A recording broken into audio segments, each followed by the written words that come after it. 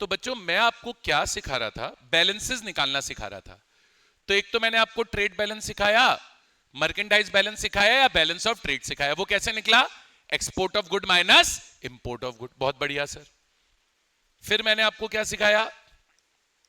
Invisible balance सिखाया, ये भी बड़ा इजी था।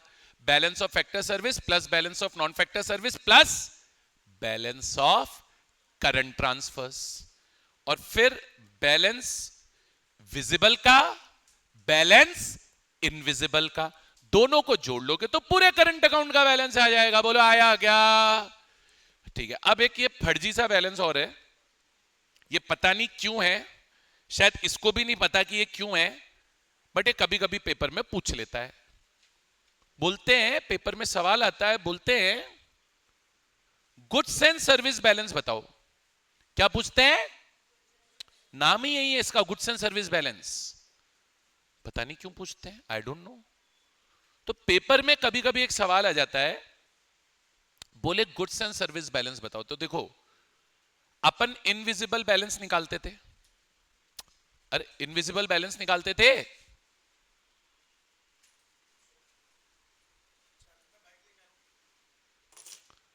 अपन इनविजिबल बैलेंस निकालते थे। इनविजिबल बैलेंस निकालते थे क्या? अरे बोलो यार। तो इनविजिबल बैलेंस में इनविजिबल बैलेंस में कितनी चीजों का बैलेंस आता था? 3 का। Balance of factor service, balance of non factor service, और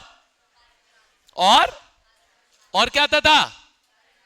करंट ट्रांसफर। इसमें से बैलेंस ऑफ फैक्टर सर्विस हटा दो बस। तो जब हम सिर्फ balance of non factor service ले रहे हैं और ट्रेड बैलेंस ले रहे हैं, क्या ले रहे हैं? देखो अब इनविजिबल में क्या क्या लेना है? इनविजिबल में कितनी चीजें आ रही थी? 3, फैक्टर, नॉन फैक्टर और करंट ट्रांसफर। अब ना मैं फैक्टर सर्विस लूंगा, ना मैं करंट ट्रांसफर लूंगा, सिर्फ क्या ले रहा हूं? नॉन फैक्टर सर्विस का बैलेंस। और विजिबल बैलेंस ले रहा हूं। क्या ले रहा हूं? विजिबल बैलेंस, यानी ट्रेड बैलेंस। तो trade balance plus balance of non factor service is called goods and service balance. Goods and service balance में देखो, गुड्स में तो ट्रेड बैलेंस आ जाएगा, गुड्स में तो ट्रेड बैलेंस आ जाएगा, लेकिन सर्विस में सिर्फ क्या आएगा? Non factor service. इसी को बोला जाता है गुड्स एंड सर्विस बैलेंस। पढ़ो, goods and service balance means difference between export of goods and non factor services and import of goods and non factor services. समझ में आया? अच्छा अब सुनो ना मेरी बात। ट्रेड बैलेंस क्या होता है? Export of goods minus import of goods.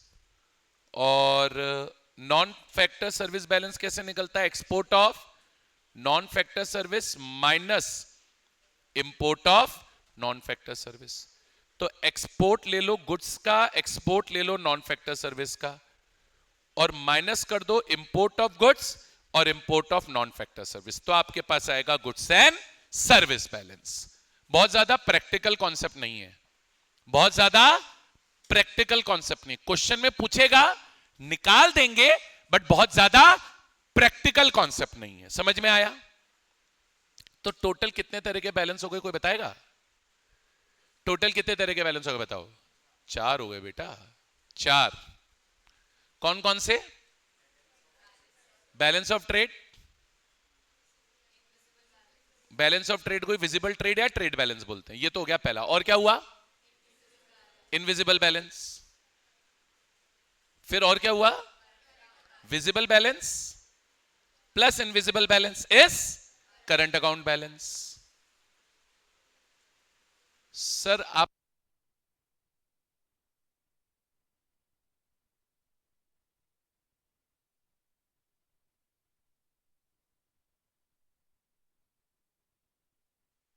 तो लॉ क्या बोल रहा है? लॉ क्या बोल रहा है? कितने तरह के बैलेंस हो गए? अच्छा बताओ, मैं तो भूल ही गया, ये ऐसे डिस्टर्ब कर देते मेरी क्लास। 5 बताए थे, 4 बताए थे? 4 थे, कौन कौन से बताओ?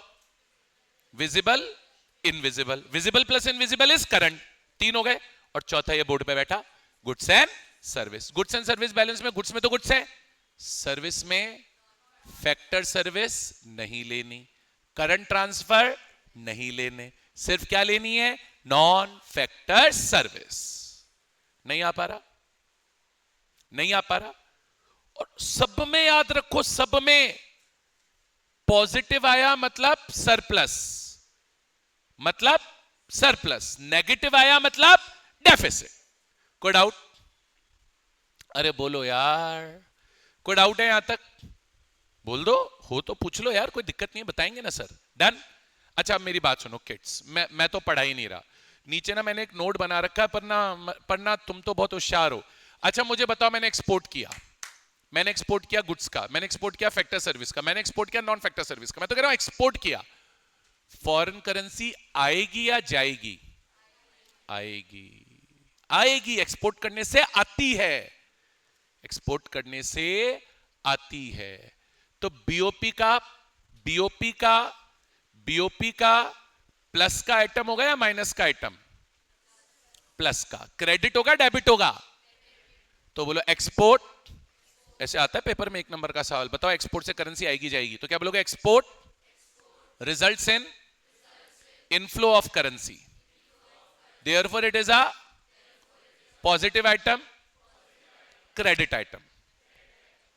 अच्छा इंपोर्ट करते हैं तो सामने वाले को करेंसी देनी पड़ती है, तो इंपोर्ट करने से करेंसी जाती है, तो 1 नंबर का सवाल आ गया, इंपोर्ट करने से करेंसी आती है जाती है, तो क्या बोलोगे? Import is a currency, import is a negative item, debit item, as it causes outflow of currency. कोई डाउट? नोट बना के लिखा रखा मैंने, कोई डाउट? पढ़ो, पढ़ोगे तो ही आएगा, बिना पढ़े कुछ नहीं आता भाई, बिना पढ़े कुछ भी नहीं आता, पढ़ने से ही चीजें आती हैं, पढ़ने से ही चीजें आती हैं। देखो देखो देखो क्या लिखा हुआ है, नोट 1 नोट 2, पहले नोट 1 पढ़ो। Export of goods and service result in inflow of foreign currency and are recorded as positive item, credit item. और इंपोर्ट के लिए लिखा है, क्या लिखा है? Import of goods and service result in outflow of foreign currency and are recorded as negative item, minus item, debit item. कोई doubt? बोलो यार, बोलो यार। करंट अकाउंट खत्म हो गया, पूरा खत्म हो गया, सब पढ़ा दिया मैंने करंट अकाउंट में। अभी तुम्हें जब चैप्टर ओवर करेंगे तो बहुत सारे क्वेश्चन करा देंगे, बाकी तुम फॉर्मूले लर्न कर लो, क्वेश्चन में डेटा गिवन होता है वैसे ही हो जाता है क्वेश्चन, तो फॉर्मूले आने चाहिए। इस चैप्टर में कोई नेशनल इनकम थोड़ी कि कुछ हार्ड होएगा, इजी इजी क्वेश्चन होते हैं। तुम तो ये बताओ यहां तक क्लियर है क्या? बोलो यार, बता दो यार, डन है यार? चलो, अरे सर थक गए, बहुत सारा पढ़ा दिया आपने। अब आओ टॉपिक नंबर 5 पे, सीधे टॉपिक 5 पे। अब आएगा capital account and it's components. क्या आएंगे? Capital account and it's components. अभी तो करंट अकाउंट हुआ था, अभी तो करंट अकाउंट हुआ था, अब क्या पढ़ाओगे सर? अब क्या पढ़ाओगे सर? अब बेटा कैपिटल अकाउंट पढ़ाएंगे। करंट अकाउंट आ गया क्या?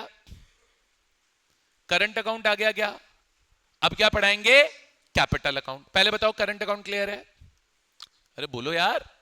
चलो अब कैपिटल अकाउंट तो मैंने पढ़ाया ही था। अच्छा पहले बताओ, कैपिटल अकाउंट ट्रांजैक्शन वो होते हैं जिनसे एसेट लायबिलिटी अफेक्ट होती है, या करंट अकाउंट ट्रांजैक्शन वो होते हैं जिनसे एसेट लायबिलिटी अफेक्ट होती है? पहले ये बताओ।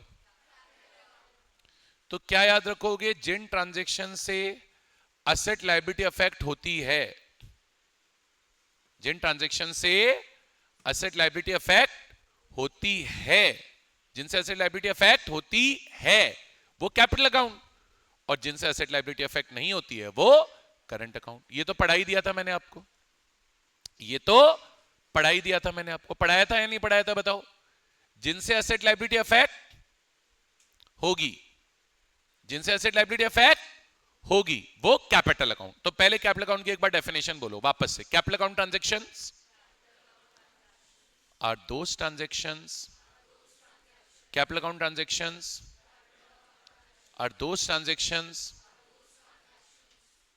which will affect assets and liabilities of a country in relation to rest of the world. कोई डाउट? तो जिन ट्रांजैक्शन को करने से हमारे एसेट लायबिलिटी अफेक्ट होते हैं जी, वो क्या है? कैपिटल अकाउंट है। कोई डाउट? बोलो यार। कोई एसेट लायबिलिटी अफेक्ट होते हैं, वो कैपिटल अकाउंट है। बस इतना सा है। इंडिया के बाहर जाके लैंड खरीद ली, बिल्डिंग खरीद ली, इंडिया के बाहर जाके लोन्स ले लिए, ये सब कैपिटल अकाउंट है। अब जैसे हमने करंट अकाउंट के कंपोनेंट्स पढ़े थे, जैसे हमने करंट अकाउंट के कंपोनेंट्स पढ़े थे, वैसे ही हम कंपोनेंट्स पढ़ेंगे कैपिटल अकाउंट के। पहले एक बार डेफिनेशन पढ़ लो, बोलते हुए चलना। Capital account records receipt and payment of foreign currency on account of such transaction which causes impact, increase, decrease on asset liability status of a country in relation to the rest of the world. बोलो आया? अरे आया। अब इसके components 5 हैं। कितने components हैं? 5। इसमें पहले 2 कंपोनेंट अपने को अच्छे से समझने हैं, बचे हुए 3 आसान है। पहले 2 कंपोनेंट अच्छे से समझ लो, बचे हुए 3 आसान है। पहले बताओ यहां तक आ रहा है क्या? बोलो यार। आ रहा है तो बता दो, नहीं आ रहा कोई बात नहीं, कोई टेंशन नहीं है। पहले बताओ यहां तक आ रहा है क्या? आ तो रहा है सर, आ तो रहा है सर, बढ़िया आ रहा है सर। इधर देखो, अब क्या बोल रहा हूं बोर्ड पर देखना। कैपिटल अकाउंट कितने कंपोनेंट है कैपिटल अकाउंट के? पहले बताओ। कैपिटल अकाउंट के कितने कंपोनेंट है? 5 है। पहला देखना, सिर्फ पहला आज, और कोई नहीं। आज पहला देखेंगे सिर्फ। बोरोइंग्स। सब बोरोइंग होती है लाइबिलिटी। लोन लेना देना लाइबिलिटी है। तो बोरोइंग अगर लाइबिलिटी है तो ऑब्वियसली वो क्या हो गया? वो क्या हो गया? कैपिटल अकाउंट ट्रांजैक्शन हो गया। तो borrowing is a capital account transaction, उसमें दिमाग ही नहीं लगाना। अच्छा, अब कौन बताएगा? देखें किस में दिमाग है। बोरोइंग लायबिलिटी होती है इसलिए कैपिटल अकाउंट में आ गई, इसमें तो कोई डाउट नहीं है। नहीं सर, कोई डाउट नहीं। अब मुझे बताओ, बोरोइंग बीओपी में पॉजिटिव आइटम होगा या नेगेटिव आइटम? क्रेडिट आइटम होगा या डेबिट आइटम? बोलो। डिपेंड्स। अगर हम बोरोइंग्स लेंगे, borrowings from ROW to India, तो जब आप बोरोइंग लोगे तो देश में फॉरेन करेंसी आएगी, पॉजिटिव आइटम। लेकिन borrowings given to ROW, borrowings given to ROW is a negative item. Borrowings दोगे तो हमारे देश से फॉरेन करेंसी जाएगी, therefore it is a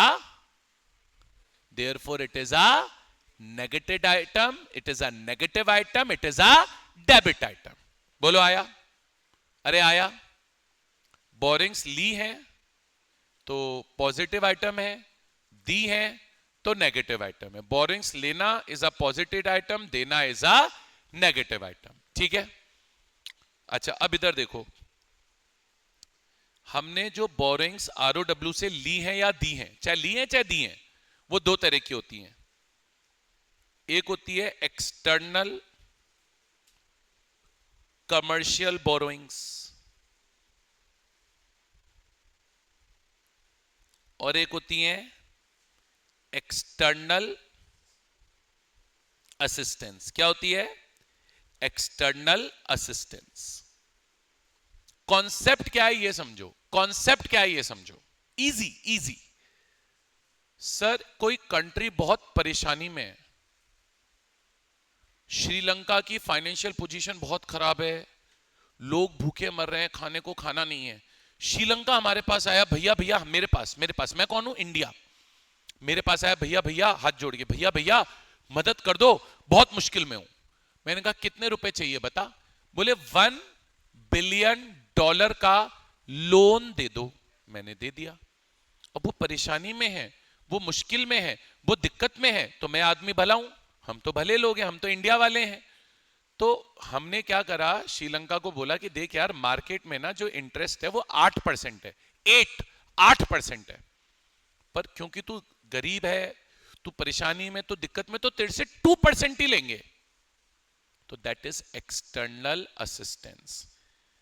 जब हम बाहर लोन दे रहे हैं या बाहर से लोन ले रहे हैं, जिसकी rate of interest market rate से बहुत कम है, तो उसे बोला जाता है एक्सटर्नल असिस्टेंस। और एक्सटर्नल कमर्शियल बोरोइंग में, एक्सटर्नल कमर्शियल बोरोइंग में जब लोन लिया जाता है या दिया जाता है, तो वो मार्केट रेट पर ही लिया और दिया जाता है। तो जो लोन्स मार्केट रेट पर लिए और दिए जा रहे हैं वो हो गई एक्सटर्नल कमर्शियल बोरोइंग्स, और जो लोन मार्केट रेट से कम रेट पर लिए और दिए जा रहे हैं वो हो गई एक्सटर्नल असिस्टेंस। कोई डाउट? बोलो, कोई डाउट? पक्का सबको क्लियर है यहां तक? कोई डाउट? तो देखो, बोरोइंग्स पॉजिटिव आइटम है या नेगेटिव आइटम है, ये इस पर डिपेंड करेगा कि हमने बोरोइंग ली है या दी है। अच्छा, और इतना दिमाग आपको होना चाहिए, हमने कोई लोन लिया तो फॉरेन करेंसी आएगी, पॉजिटिव आइटम है, पर जब रीपेमेंट ऑफ लोन करेंगे तो वापस से फॉरेन करेंसी जाएगी, तो वो नेगेटिव आइटम हो गया।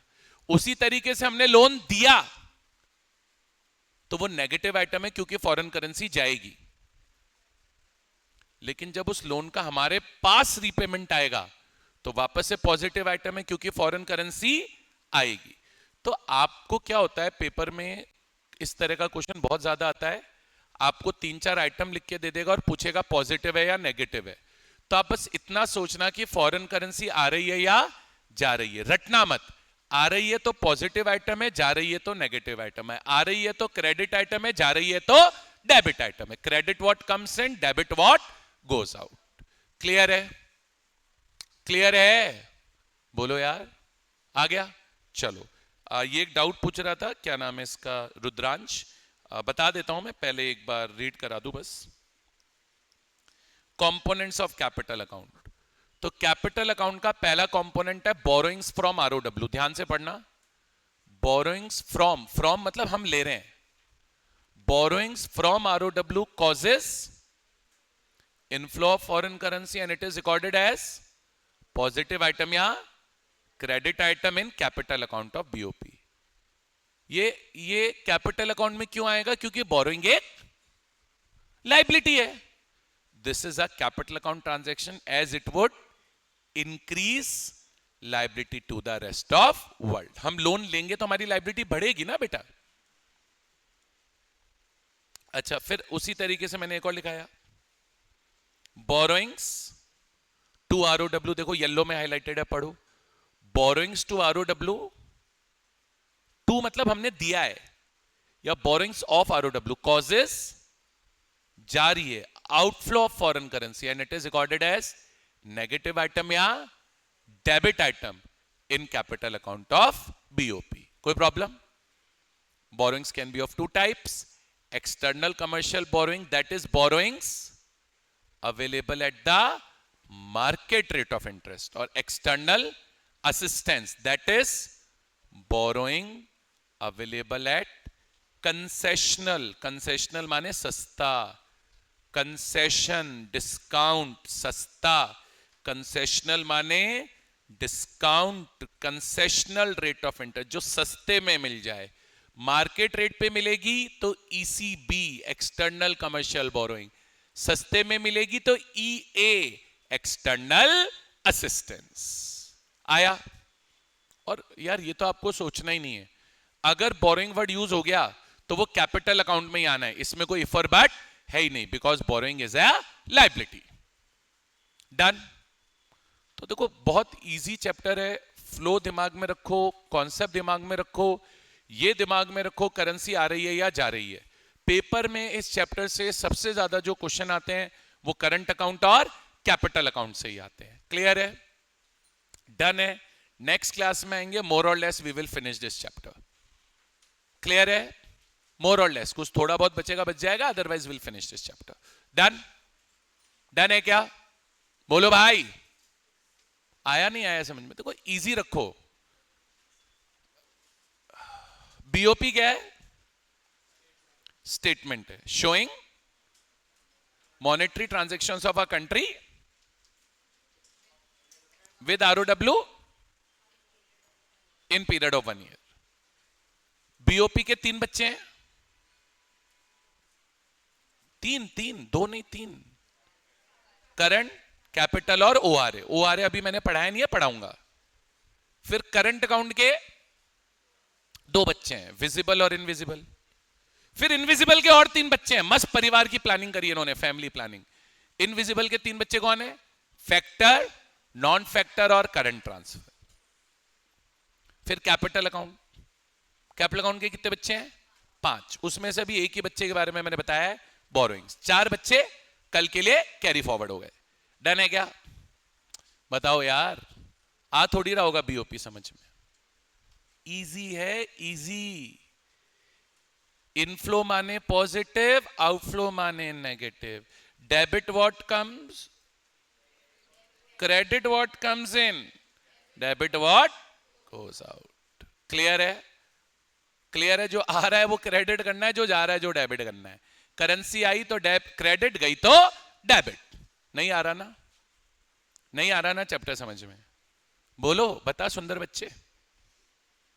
हाँ, नहीं है सुंदर तू तो आ रहा है ऐसे क्यों बोल रहा है? ऐसे ऐसे बोल। हाँ, क्लियर है? चलिए तो क्लास ओवर करते हैं। I will see you tomorrow.